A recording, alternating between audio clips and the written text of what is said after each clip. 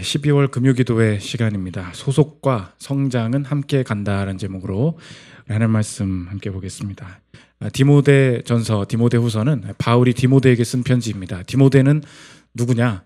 바울의 제자죠. 근데 에베소 교회에 있었습니다. 에베소 교회에 사역을 하고 있는데 에베소 교회에 여러 가지 어려움들이 있었던 거예요. 근데 바울이 선배니까 에베소에서 목회할 때 이런 거 좀 주의했으면 좋겠다 하면서 디모데전서 1장부터 쭉 편지를 써갑니다. 그러면서 이런저런 얘기들 하다가 이제 2장에 들어오는 건데, 야 그건 그렇고 이제 우리 첫 번째로 우리가 좀 중요하게 너한테 해주고 싶은 말이 있는데, 이게 하면서 첫째로 어떻게 해야 되냐 하고 나오는 게 오늘 2장 1절입니다. 그게 뭐냐? 기도하라. 기도해라. 첫째 가르침이 뭐냐? 기도하라. 근데 기도에 대한 가르침이 좀 독특한데, 누구를 위해서 기도해야 되는지, 이 기도의 수신자에 대해서 좀 이렇게 범위를 넓혀가는 일들을 보여주고 있다는 것입니다. 그러니까 기도를 어떤 컨텐츠를 두고 기도해야 되느냐, 어디까지 기도해야 되느냐, 이 기도의 컨텐츠와 기도의 범위에 대해서 좀 넓혀주고 있다는 것입니다. 이것이 신자가 해야 될 기도의 방식이다. 기도의 내용을 살피는 시간 갖도록 하겠습니다. 첫째로 살필 것은 기도의 범위입니다. 범위가 어디냐? 특이해요. 모든 사람을 위해서 기도해라. 1절 보십시오. 그러므로 내가 첫째로 권하노니 모든 사람을 위하여 간구와 기도와 도구와 감사를 하되. 1절을 일단 틀어주시면 사람들이 이제 뒤에 좀 집착을 하는데 뒤에 그렇게 중요한 거 아닙니다. 간구, 리퀘스트, 이거 주세요라는 그 구하는 거고, 기도는 어떤 그 소통하는 느낌이죠. 도구는 지금으로 말하면 중보기도입니다. 근데 이제 중보라는 말을 잘 안 쓰는 사람도 있어요. 중보자는 예수님 한 분뿐인데 우리가 뭔가 개입해서 남들을 위해서 기도하는 것은 도구기도 이렇게 얘기하고, 감사 뭐 다 아는 거죠. 근데 1절 핵심은 이거 교우적으로 이렇게 많이 사용이 돼요. 그냥 기도하라는 거예요. 근데 기도의 대상이 범위가 어디까지냐? 모든 사람을 위하여 기도하라. 그러면 이 모든 사람이라는 것은 계속해서 이름을 불러라. 우리가 이렇게 오해를 할 때가 많아요. 그러면 저는 이제 교인들이 많아지면 큰일 났습니다. 오늘 기도에 온 사람 위해서 기도한 황성준 집사님 보라불라 하다가 뭐 몇 명 하면 끝났거든요. 옛날에 뭐 우리 이월이 권사님, 우리 김현수 목사님, 뭐 장민기 형제님, 뭐 계속 줄줄이 이걸 사람 이름을 불러야 되냐? 교인이 1000명 되면 어떡할 거예요? 이름 부르다가 이제 집에 가면 되는 거죠. 이 리스트를 작성하라는 말이 아니고 범위를 말하는 것입니다. 기도의 범위를 넓혀야 된다. 리스트를 말하라는 게 아니고 범위가 어디까지냐? 나의 개인적인 것을 넘어가야 된다. 기도는 이 개인적인 필요를 넘어서는 기도를 해야 된다는 것입니다. 왜냐? 이 기도는 나의 개인적인 필요뿐만이 아니라 모든 사람을 위해 기도하면서 하나님의 뜻을 이루시기 위해서 나의 기도를 사용하시는, 나의 기도를 참여시키시는 일을 분명히 한다는 것입니다. 그래서 우리 회사에 가면 무슨 일을 하게 됩니까? 나 오늘 이거 하고 싶네? 그러면서 일하는 사람 있습니까? 그런 사람 없죠. 오늘은 네이버 서핑 뭐 이런 사람 없죠. 오늘 가면 무슨 일을 합니까? 주는 걸 하잖아요. 주는 거. 제가 옛날에 회사를 다녔는데 그 회사의 여러 가지 업무 중에 일본 변호사랑 영어로 통화를 해야 되는 일이 있었어요. 그걸 내가 해야 돼. 일본 주식 뭐 파네 마네 그런 일 때문에. 걔도 영어가 네이티브가 아니고 나도 네이티브가 아니에요. 근데 어려운 문제를 영어로 서로 얘기를 해야 돼. Hello. 옆 사람 들을까 봐, 내가 뭐 실수할까 봐 막 근데 그 제가 하고 싶은 업무 아니었거든요. 받았으니까 해야지 뭐. 막 하다가 제가 넓어지는 거예요.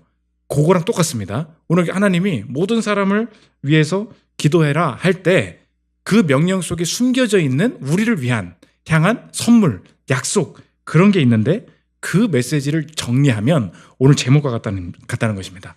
소속과 성장이 함께 가게 돼요. 이게 하나님 주시는 선물이라는 것입니다. 소속이 뭐냐? 내가 속한 모든 사람을 위하여 기도하라. 내가 아닌 거잖아요. 그러면 그 모든 사람이 무엇입니까? 범위를 넓히라는 거거든요. 근데 그 범위가 무엇이냐? 내가 속한 곳, 내 소속을 위해서 기도하면은 그 남을 위해서 좋은 건 일이잖아요. 그렇지 않고 나의 이 주변에서 벌어지는, 주변 사람들의 상황을 통해서 벌어지는데 그 일에 내가 기도로 개입함을 통하여서 나의 성장도 함께 따라오게 된다. 나를 인도하신다. 이것이 모든 사람을 위한 기도에 포함되게 된다는 것입니다. 목사님 도대체 모든 사람이 누굽니까? 오늘 그러면서 그때 당시에 에베소 성도들에게 모든 사람이 누구냐면, 예를 들면 이런 사람들이 하면서 윗사람들, 내 조직에 내가 속한 사람들 중에 윗사람들 위해서 기도해라는 거예요. 2절 한번 보십시오. 임금들과 높은 지위에 있는 모든 사람을 위하여 하라. 계속 띄워주십시오. 이 당시에 그리스도인이었던 통치자가 전 세계 어디에도 없었습니다. 시대 상황을 한번 생각해 보세요. 아무도 예수 안 믿어요. 우리만 조금 믿고 있어요. 그런데 이때 당시에 로마의 황제가 누구냐? 그렇게 유명한 네로였어요. 그러면 에베소 성도 입장에서 생각해 보십시오. 누구를 위해서 기도하라는 것입니까? 우리를 향해서 잔인했고 적대감을 가지고 있었던 그 왕을 향해서 기도하라. 이게 지금 너무 이상한 거예요. 첫째로 중요한 게 있는데 그러면서 말하는 게 뭐예요? 네로를 위해서 기도하라. 그러면 우리는 이 기도가 원수를 사랑하라는 개념으로 자꾸 이렇게 합쳐서 받아들일 때가 많아요. 네로도 사랑해야 돼. 그런 뜻이 아닙니다. 네로를 통하여서도 하나님의 뜻이 이루어질 줄을 믿습니다.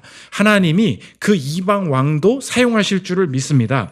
우리를 절대 구속하는 집단은 없습니다. 아무리 이방이라도, 아무리 하나님에 대해서 적대감을 가지고 있고 나에 대해서 적대감을 가지고 있더라도 나는 왕과 모든 사람을 위해서 왜 기도하냐? 내 기도를 통하여서 그 왕을 통해 하나님의 뜻이 이루어지고 내 주변에 있는 이 조직이 하나님의 방향대로 뜻이 이루어져 가는 일이 벌어지게 된다는 것입니다. 그러므로 이방의 통치가 하나님의 통치보다 크다고 생각하면 절대 안 된다는 거예요. 우리의 조직뿐만 아니라 옆 사람 개인도 마찬가지예요. 그 사람의 완고함이 하나님의 통치보다 크다고 생각하면 절대 안 된다는 것입니다. 하나님이 그 사람의 화를 통해서 일하실 수 있다는 거예요. 그 사람이 어디까지 화를 내는지. 그래서 하나님이 더 많이 화를 내게 만드시면서 그 사람이 직장을 때려치게 만들고 내가 위로 올라가게 하시는 경우도 있고요. 그게 어디까지 화를 내고 어떤 행동을 하는지, 어떤 구체적인 결정을 내리는지 그게 모두 누구 손에 달려있다는 거예요. 하나님 손에 달려있다는 거예요. 그렇기 때문에 내가 네로가 너무 싫죠. 내가 위에 부모가 너무 싫죠. 내가 조직에 사람이 너무 싫지 않습니까? 그런데 기도하라는 거예요. 이 바울의 명령의 뿌리가 되는 성경이 있는데 이스라엘 백성이 바벨론에 끌려갑니다. 근데 예레미야 어떻게 되냐면, 야 이스라엘 너 바벨론 때문에 망했지? 바벨론 그 나라를 위해서 그 나라가 잘 되기를 기도하라는 거예요. 예레미야 29장 7절 보십시오. 너희는 내가 사로잡혀 가게 한 그 성읍의 평안을 구하고 바벨론의 평안을 구하라는 거예요.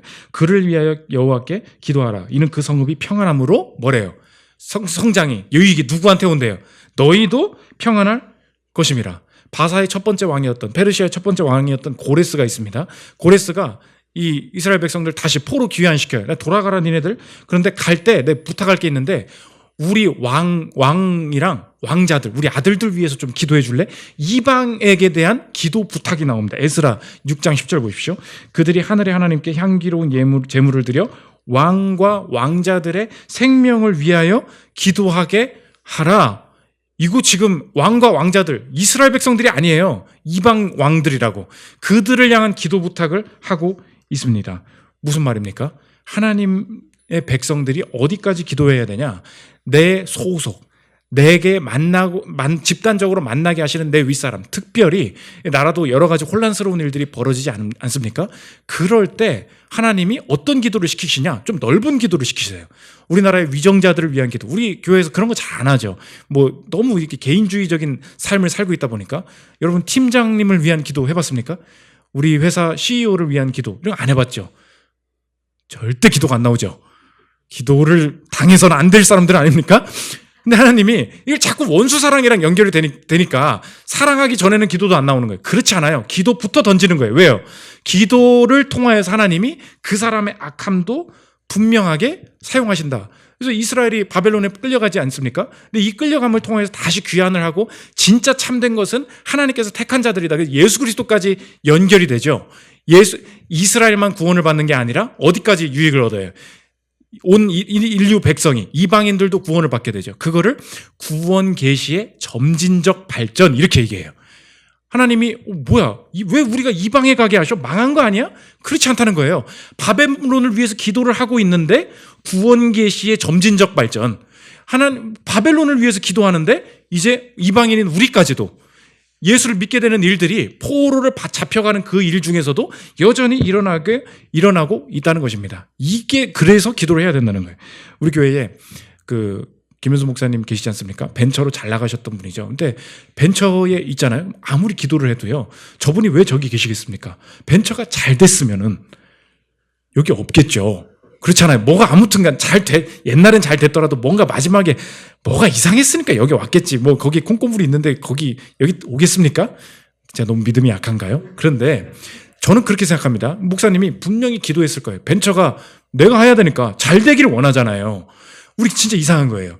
잘 되기를 원합니다. 우리 CEO가 바른 결정을 내려서 우리 돈도 좀 잘 벌게 해주십시오. 우리가 이런 기도를 막 하는데 우리가 그렇게 질문하죠. 목사님 그렇게 해도 우리 뭐 맨날 연봉 동결이라고 그러고요. 맨날 뭐가 안 된다고. 결과는 그렇게 펼쳐지잖아요. 근데 신기해요. 내가 이 소속을 위해서 기도하면서 얻게 되는 그 모든 것이 내게 유익이 된다는 것입니다. 이분이 그 처음에 벤처를 시작할 때부터 자리 끝내고 폐업할 때까지 CEO가 딴짓할 때는 어떻게 이 혼자 잡무를 다 해야 되는지를 다 배운 거예요. 그러니까 하나님한테 엄청나게 기도를 할수록 자꾸 CEO가 딴짓하고 이런 게 이게 도대체 뭡니까? 그렇게 됐거든요. 폐업까지 다 마무리를 해보니까 어떤 조직이 처음부터 시작해서 끝나는 것까지 모든 행정 업무를 다 알게 된 거예요. 그리고 한사람교회에 딱 왔습니다. 그랬더니 솔직히 웬만한 어디 대형교회 행정 수석 목사 이런 분들 있죠. 행정 아무것도 몰라요. 교회 안에서만 행정을 했기 때문에. 근데 돈이 걸린 벤처에서 처음 시작하고 끝까지 폐업까지 다 맞춰본 거예요. 아무리 기도해도 폐업을 했어요. 어떻게 할 거예요? 기도해도 안 되네요. 이렇게 보면 안 된다는 거예요. 뭐라고요? 구원 계시의 점진적 발전. 하나님이 새로운 벤처 한사람교회를 세우시지 않았습니까? 바로 이런 식이라는 거예요. 여러분 그래서 오늘 내가 속한 조직을 한번 생각해 보십시오. 제가 요즘 기도하는 게 있어요. 어린이집을 위해서 기도해요. 그 선생님들을 위해서, 그 조직을 위해서 하나님의 뜻이 이루어지도록. 여러분 지금 속한 회사가 있죠? 내 뜻대로 안 된다니까요? 그럼에도 기도해야 돼요. 우리 가문이 있죠. 우리 부모님이 있죠. 내 남편이 있죠. 근데 일하기 절대 기도하고 싶지 않은 사람이 그 팀을 위해서 기도해야 됩니다. 그럴 때 하나님의 뜻이 실패처럼 보이고 이상하게 더 깽판 치는 것 같은데 지나고 보라는 거예요. 하나님의 부르심이 기도의 부르심이 분명히 포함되어 있고 모든 사람을 위하여 기도하라. 뭐라고요? 내가 속한 그곳을 위하여서 꾸준히 기도하라. 이 명령이 된다는 것입니다. 두 번째, 기도의 효과인데 그렇게 남을 위해서 나를 위해서 기도하기도 바쁜데 어떤 일이 벌어집니까? 두 가지인데 첫 번째로 고요하고 평안한 생활을 하게 된다는 것입니다. 2절의 중요한 약속인데요. 제가 읽어보겠습니다. 임금들과 높은 지위에 있는 모든 사람을 위하여 하라. 이는 우리가 모든 경건과 단정함으로 고요하고 평안한 생활을 하려 함이라. 마지막 보니까 기도를 남들을 위해서 열심히 하면 나는 고요하고 평안한 생활을 할 수 있대. 그러면 그러니까 기도를 열심히 하면 별일 없고 이렇게 평안한 삶을 살 수 있나 봐. 그런 약속을 오해를 하는데 예수 믿으면 여러분 어떻습니까? 핍박도 있죠. 그렇잖아요. 핍박받고 고난받으라 지금 그런 얘기하고 있는데 뭐 고요하고 평안한 생활 이게 무슨 뜻입니까? 무슨 말이냐? 내가 하나님의 뜻을 적극적으로 행하기 위한 부수적인 질서, 부수적인 평안을 말하는 거예요. 내 본 싸움은 무엇입니까? 내 영적인 싸움이죠. 내가 신앙생활에 대해서 내가 전면전을 펼치기를 원하죠. 그런데 내가 전도하고 예배하고 신앙 안에서 서야 되는데 여러분 만약에 사회적으로도 그렇지 않습니까? 뭐 지금 뭐 파업을 한다 그러고 막 난리가 나요. 이번에도 막 목사님이랑 저희 교회 차 기름 빨리 넣으려고 엄청 그랬어요. 뭐 또 기름 없으면 신방도 못 가고 이러니까 미리미리 넣어놔야 된다. 뭐 별 이야기를 다 했어요. 막 이런 얘기들이 막 돌아간다고 생각해 보십시오. 사람들이 교회에 와서도 무슨 생각하겠습니까? 예배 끝나고 빨리 기름 넣으러 가야 되는데 뭐 옆에 GS가 있는데 이런 생각만 하고 있을 거 아니에요. 그러면 내 마음에 고요하고 평안한 생활이 아니죠. 내가 원래 싸워야 될 건 무엇입니까? 오늘 누가 영혼 구원에 대해서 우리 가정의 기도 제목에 대해서 이런 얘기 해야 되는데 맨날 뭐 파업을 하네 이런 얘기만 할 거 아니에요. 그러니까 무슨 뜻이냐? 이 기도는 신앙 중심의 최적화, 이게 약속이에요. 하나님 주시는 선물이에요. 모든 사람을 위해서 기도할 때 신앙 중심의 하나님 중심의 최적화가 이루어질 수 있게 하시겠다. 이것은 그러니까 선교적인 거고 하나님 나라에 관련한 것이라는 것입니다. 왜냐? 오늘 본문이 다 모든 사람을 위하여 기도하라. 왜? 이거 다 하나님 사명 때문이라는 거예요. 4절, 6절, 7절 한번 보십시오. 하나님은 모든 사람이 구원을 받으며, 이거 뭐에 대한 얘기예요? 전도에 대한 얘기죠. 6절, 그가 모든 사람을 위하여. 7절, 내가 이방인의 스승이 되었느라. 전체 문맥의 핵심이 뭐예요? 내가 지금 하나님의 일을 해야 된다는 거예요. 그런데 모든 사람을 위해서 기도할 때 하나님께서 부수적으로 주시는 선물이 뭐라고요? 고요하고 평안한 생활이에요. 그러므로 오늘 질문입니다. 내가 내년에 혹은 이번 달에 그 평안을 직접 잡기 위해 내가 지금 이렇게 준비하고 있는 거 있죠. 순서가 잘못됐어요.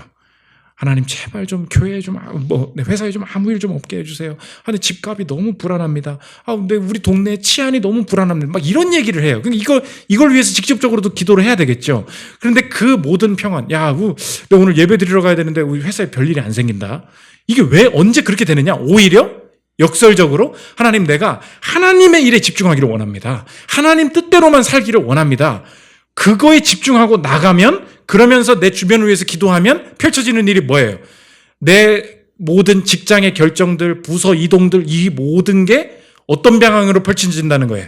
내가 그 사명, 내게 주신 사명에 집중할 수 있게만 주신다. 그게 약속이라는 것입니다. 우리 교회 주일 성수 못하는 분들 많았습니다. 그런데 그것부터 기도했어요. 우리 교회 최근에 온 어떤 작가분도 처음에 잡아야 될 게 뭐냐? 맨날 야근시킨다는 거예요. 근데 하나님, 내가 예배는 드리기를 원합니다. 예배 드리는 것부터 시작하기를 원합니다. 그걸 포기하지 않은 거예요. 다른 게 열리는 거예요. 다른 게 평안한 거예요. 예배 드릴 수 있게 만들어주시는 거예요. 여러분, 그게 사모함이 있어요. 그게 절대 그냥 되는 거 아니에요. 언제 그렇게 되냐? 고요하고 평안한 생활의 핵심은 내가 하나님 앞에 하나님의 일을 하겠습니다라는 결단이고, 그러면서 주변의 일들을 하나님, 자녀 좀 좋은 대학 좀, 이러면 안 된다니까요. 내가 이 일을 할 테니 주님, 주변의 것에 대해서 고요하고 평안한 생활을 하게 하옵소서. 엄청난 약속이 된다는 것입니다. 두 번째, 경건과 단정함을 주신다는 거예요. 2절 한번 다시 보겠습니다. 임금들과 높은 지위에 있는 모든 사람을 위하여 하라. 이는 우리가 모든 경건과 단정함으로, 이 경건에 대한 거 하나님 앞에 서는 건데, 단정함, 이게 리스펙터빌리티인데, 모든 주석학자들이 동의하는 게 뭐냐면, 이 단정함에 숨겨져 있는, 전제되어 있는 뜻이 있는데, 단정함은 언제나 다른 사람에게 보여지는 경향성을 담고 있다는 거예요. 단정함이 뭐라고요?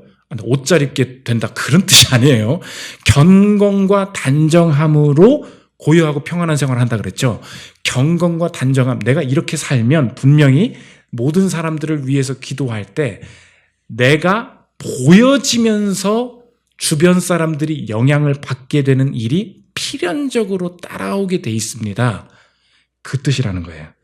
요즘 이 시대를 뭐라 그러냐면, 리더 모임 때 한번 했는데, 진정성의 문화다, 이렇게 얘기합니다. The age of authenticity. 진정성 뭐냐면, 이 세상에 제일 중요한 게 뭐냐? 내 마음이라는 거예요. 솔직한 마음. 저 사람한테 왜 팀장님한테 내가 존댓말을 해야 돼? 나는 제 인정 안 해. 내게 진짜 그 마음이에요. 근데 옛날에는 그래도 예의를 지켜야 되니까, 팀장님, 예, 죄송합니다, 이렇게 했죠. 이건 거짓말이라는 거예요. 그럼 진짜를 드러내는 게 솔직함이고 가치 있는 거라는 거예요. 내 마음을 표현한다. 그러니까 쌩까고 가요. 그게 진정성이라는 거예요. 그러니까 내 인생에 가장 중요한 게 뭐예요? 진정성. 그러니까 내가 왜 남한테 보여줘야 돼? 이렇게 얘기한다. 보여지게 행동하는 것은 마음과 다름으로 가식적입니다, 이렇게 말한다는 거예요. 근데 성경은 전혀 진정성의 문화에 대해서 긍정하고 있지 않습니다. 성경은 뭐라 그러냐면, 하나님의 뜻을, 내 마음은 다른 거예요. 근데 하나님의 마음이 있기 때문에, 하나님의 뜻이 있기 때문에 내가 그렇게 행하잖아요. 그건 가식이나 거짓말이 아니라는 거예요. 하나님의 원함이 있기 때문에 내가 그렇게 하는데, 그 행동이 어떤 영향을 가져오게 되냐? 리스펙터빌리티. 다른 사람에게 보여지면서 영향을 미치게 된다는 것입니다. 제가 옛날에 장학재단에서 봉사활동을 대학교 때 간 적이 있습니다. 농화를 갔어요. 농촌 봉사활동. 근데 그때 저를 봤던 어떤 선배가 어떻게 인스타로 이렇게 파도 타다가 저를 알게 된 거예요. 인스타 DM을 보낸 거예요. 야, 뭐 목사가 됐냐고. 그러면서 하는 말이 뭐냐? 그때 그 얘기인데, 전에 그 재단 농촌 봉사활동 갔을 때 지금 캐나다에서 무슨 보험 계리 교수님이 됐어요. 그 캐나다에서 메시지 보낸 거야. 농촌 봉사활동 갔을 때 후배 학생 몇 명에게 전도하시던 게 매우 인상 깊었는데 결국 목회의 길을 가시기로 하셨군요. 뭘 봤대요, 저한테? 농활 가서 그 후배 몇 놈들한테 거기서도 예수 믿으라고 전도하던 저를 본 거예요. 좀 보십시오. 누가 영향을 받았습니까? 전도한 사람이 영향을 받은 게 아니고 전도하는 거를 본 사람, 그 사람이 영향을 받았다는 거예요. 그러므로 보여지는 것은 상관없다고 말하는 사람을 주의하십시오. 여러분 이 시대의 문화를 따라가고 있는 거예요. 아유, 그 보여졌다고 사람 안 변해? 그거 다 가식적인 거야? 아니에요. 하나님의 뜻을 행하면서 보여지는 게 있죠. 그게 분명히 영향을 받는다는 거예요. 이것이 우리 사회에 요즘 여러분의 젊은 분들 특히 어떻게 적용이 되느냐. 소설가 장강명 씨가 계십니다. 그분이 칼럼을 하나 썼어요. 공인이 되는 훈련. 이 시대 사람들이 뭐가 안 돼 있냐? 공인이 되는 훈련이 안 돼 있다는 거예요. 공인이 뭐냐? 보편적인 사람들한테, 모든 사람들한테 내 것으로 영향을 미치는 능력이 없다는 거예요. 다들 지들끼리 커뮤니티 인터넷에 모여가지고 야 이거 뭐임? 말도 안 되는 거 아님? 이런 식으로 말은 지네들끼리는 통한다는 거예요. 근데 젊은 사람이 어른한테 말하려고 하고 어른이 MZ세대한테 말하려고 하면 서로 말이 안 통한다는 거예요. 그런데 다들 그렇게 말하는데 왜 글쓰기가 중요하냐 그 얘기였어요. 글쓰기는 뭐냐? 공인이 되는 훈련이라는 거예요. 왜? 글쓰기는 몇만 명이 볼지 예측을 못한다는 거예요. 말은 누구랑 해요? 얘랑 하잖아요. 글은 누가 봐요? 모두가 보잖아요. 요즘 사람들이 글을 못 쓴다는 거예요. 왠지 아니? 보편, 공인이 되는 훈련, 남들에게 보여질 때 어떨까? 이 영향력을 고려도 안 하기 때문에 다 무식해진다는 거예요. 들어보십시오. 나는 글을 잘 쓰는 데 있어서 논리력이나 어휘력보다 더 중요하고 근본적인 요소가 있다고 생각한다. 봐요. 내가 쓴 글을 나를 모르는 많은 사람 앞에 사회에 내보일 수 있다는 각오다. 글을 쓰려면 결연해져야 한다. 애초에 말과 글의 속성이 다르다. 축음기, 라디오, 확성기, 전화가 발명되기 전을 떠올려보자. 말은 내 앞에 있는 소수의 사람들을 상대로 하는 것이었다. 듣는 이가 수백 명을 넘기는 경우는 극히 드물었다. 말하기 대부분은 한 방향 웅변이 아니라 실시간으로 이루어지는 쌍방향 대화였다. 그런데 이어서 들어보십시오. 반면 인쇄술이 나오기 전에도 글쓰기는 자기 앞에 있지 않은 독자를 염두에 두고 하는 행위였다. 읽는 이는 한 명일 수도 있지만 수만 명일 수도 있었다. 그래서 글 쓰는 사람은 자연스럽게 뭐가 된대요? 공인이 된다. 보편 독자를 상상하게 되기 때문이다. 마지막입니다. 기술이 발달하면서 새로운 의사소통 방법들이 등장했다. 휴대폰 메신저로 뭐해? 어디야? 하고 말하는 것은 말하기일까 글쓰기일까? 소셜미디어에 140자 단상을 올리는 일은 글쓰기일까? 또래들이 모이는 인터넷 익명 게시판에 이거 나만 이상한가? 하고 그날 겪었던 일을 구어체로 몇 줄 적어 공감을 구하는 것은 다 이 짓 하고 있다는 거예요. 그러니까 내가 어떤 행동을 탁 하면서 메시지를 전하는 능력, 그 사람을 설득하는 능력, 내 메시지를 명확하게 전달하는 능력 아무것도 없다는 거예요. 모든 사람을 위해서 기도할 때 동시에 따라오게 되는 게 뭐라고요?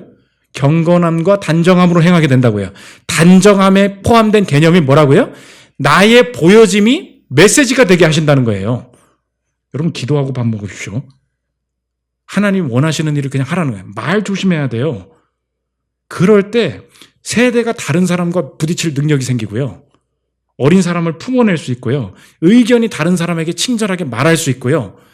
내가 영업사원으로 누군가한테 말할 때 그 사람을 설득할 능력이 생긴 거예요. 나는 진정성이야. 아유, 난 너 영업을 하든지 말든지 너는 상관. 다 이런 식으로 살고 있다는 거예요. 왜? 내 인생에 제일 중요한 게 뭐예요? authenticity. 진정성. 그게 우상이잖아. 모든 사람을 위해 기도하라. 여기서부터 시작해요. 마지막 세 번째. 기도의 선행자입니다. 예수님이 누구를 위해서 기도하셨는가? 질문해요. 이 땅에서 지가 왕이라고 말하는 사람. 그게 누굽니까? 그게 우리죠. 예수님은 왕을 위해서 기도하셨어요. 그 왕이 누굽니까? 그게 우리예요. 우리를 위해 기도하셨다고. 5절 보십시오. 하나님은 한 분이시오. 또 하나님과 사람 사이에 중보자도 한 분이시니 곧 사람이신 그리스도 예수라. 예수님이 중보하셨대요. 누굴 위해서요? 하나님과 사람 사이에. 사람 위해서 중보하셨다고요. 그분이 자기가 왕이라는 곳에서 이방인 취급받으셨습니다. 그런데 내가 소속된 하나님 나라 소속 아니십니까? 이 땅에 오셔서 내가 소속된 곳을 위하여서 기도할 때 예수님이 드러나셨어요. 보여지셨어요. 마지막 요한복음 17장 3절입니다. 세상 중에서 예수님 기도예요. 세상 중에서 내게 주신 사람들에게 내가 아버지의 이름을 나타내었나이다. 이게 respectability, 이게 단정함이에요. 이게 그리스도인의 사명입니다. 오늘 자꾸 나나 잘 살면 되지 뭐. authenticity, 진정성의 문화. 내 의견이 중요한 거야. 이런 거 다 버리고 오늘 성경의 명령이 무엇입니까? 모든 사람을 위하여, 왕과 윗사람들 위하여 기도하라. 그 안에 나의 성장이 담겨 있고 고요함과 평안함이 선물로 있고 단정함 가운데 쓰임받게 될 것이다. 세상과 보편 독자와 소통하며 이 땅에 영향력을 미치는 여러분들 되시기를 기도합니다. 우리 찬양을 기도하는 시간 들어가겠습니다.